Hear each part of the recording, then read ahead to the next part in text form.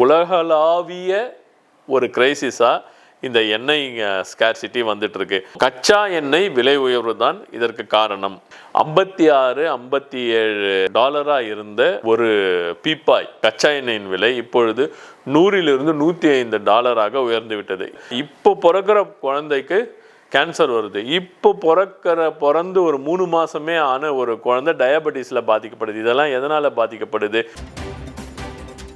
வணக்கம், நான் உங்கள் வழக்கறிஞர் நாராயணன். சில தினங்களுக்கு முன் நம்முடைய பாரத பிரதமர் திரு நரேந்திர மோடி அவர்கள் ஒரு ஹைதராபாத்தில் ஒரு ஃபங்க்ஷனில் பேசும்போது சில கருத்துக்களை தெரிவிச்சிருந்தார். மக்களுக்கான சில கருத்துக்களை இதெல்லாம் ஃபாலோ பண்ணுங்க அப்படின்னு சொல்லியிருந்தார். அதுதான் இப்போ வைரலாக ரொம்ப பேசப்பட்டுட்டு இருக்கிறது. நிறைய பாயிண்ட் சொல்லலாம், இல்லை 1, 2, 3 மட்டும் நான் எடுத்து பேசுகிறேன்.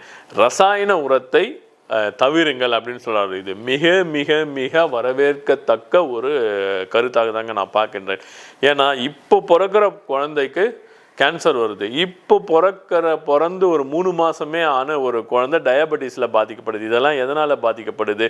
ஒழுங்கான சவரட்சணை இல்லாத காய்கறிகளும் உணவுப் பொருட்களும் உற்பத்தி ஆகி மார்க்கெட்டுக்கு வர்றதுனால தான் இந்த மாதிரி நடக்குது. இது ஏன் இப்படி ஆகுது? ஒழுங்கான உரம் போடுறது கிடையாது, பயோ உரம் போடுறது கிடையாது, இயற்கை உரங்களை நம்ம உபயோகிக்கிறது கிடையாது. எல்லாமே இம்போர்ட் பண்ணுற உரங்கள் எல்லாமே ரசாயனம். அது என்னென்ன கலக்கிறான்னு தெரியாது. யூரியா என்கின்ற அந்த ரசாயன உரத்தில் ஸ்டார்ட் பண்ணி நீங்கள் அந்த லிஸ்ட்டு எடுத்து பார்த்தீங்கன்னாக்கா ஒரு பெரிய கமர்ஷியல் ஒரு கெமிக்கல் ஃபெர்டிலைசர் லிஸ்ட்டு நின்றுக்கிட்டே போயிட்டுருக்கு.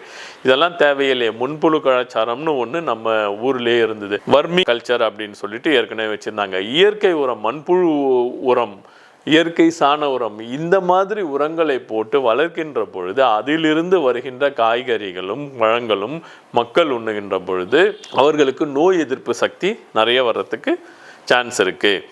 அதனால் மக்களின் வாழ்வு மேம்படும். இது நான் ஜென்ரலாக சொல்கிறது. அவர் ஏன் அந்த ரசாயன உரங்களை கம்மி பண்ணுங்க அப்படின்னு சொல்கிறாங்கனாக்கா, ரசாயன உரம் எல்லாமே நம்ம இம்போர்ட் தான் பண்ணிகிட்ருக்கோம்.